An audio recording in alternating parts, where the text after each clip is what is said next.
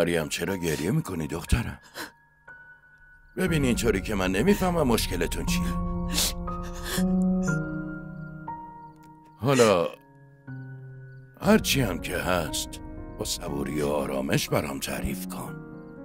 هرچی از تو واضح بهم بگو دخترم. بابا اونجا چی؟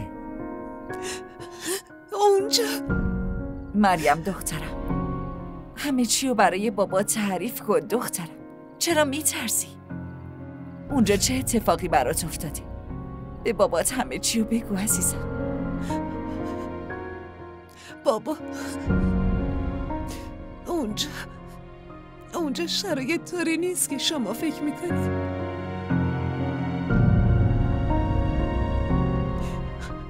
بابا من خیلی به سختی و خیلی زندگی مشقت باریو میگذارم. مریم داره راست میگه دایجان. من بهتون همه چی رو میگم.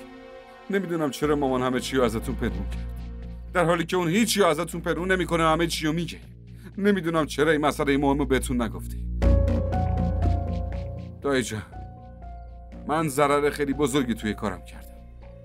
ضررم انقدر بزرگ بود که همه ثروتم رو از دست دادم.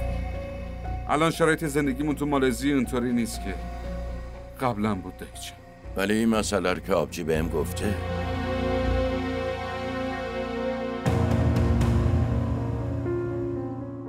من میدونستم دایجان.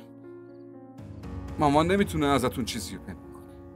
ببین مریم، شرایط خوب و بد برای ما آدم پیش میاد دیگه.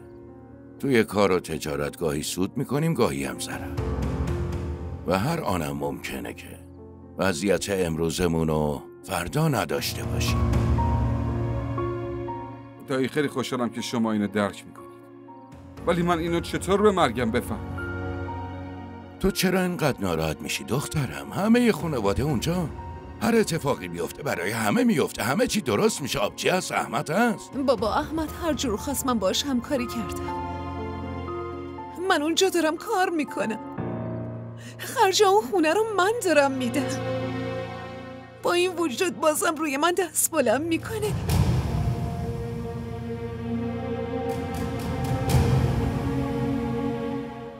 دایجان،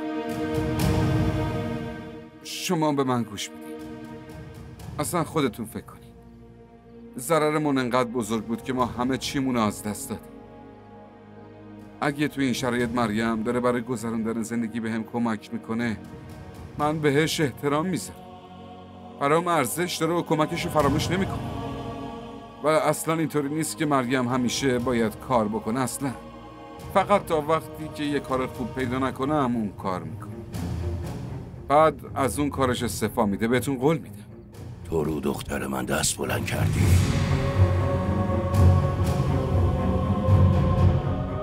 رو مریم دست بلند کردی؟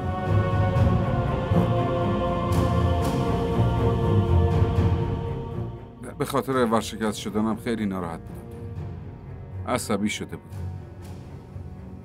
اون وقت رفتار اشتباهشو نتونستم دستم بلند شد. ولی فقط یه بار دایجان. بعد از اون دیگه دست بلند نکردم. به خاطرش 100 بار از مریم عذرخواهی کردم. بپرسید از خودش. اما کافیه دیگه. نه، منو که چند بار گول زدی، حالا میخوای مامان و بابای منو گول بزنی؟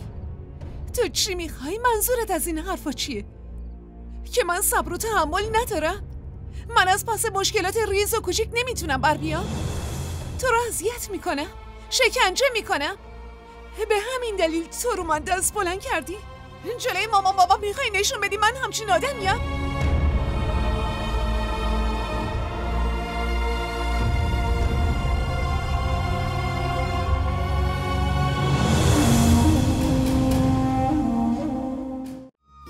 کانال ما رو سابسکرایب کنید. حمایت شما به ما روحیه میده.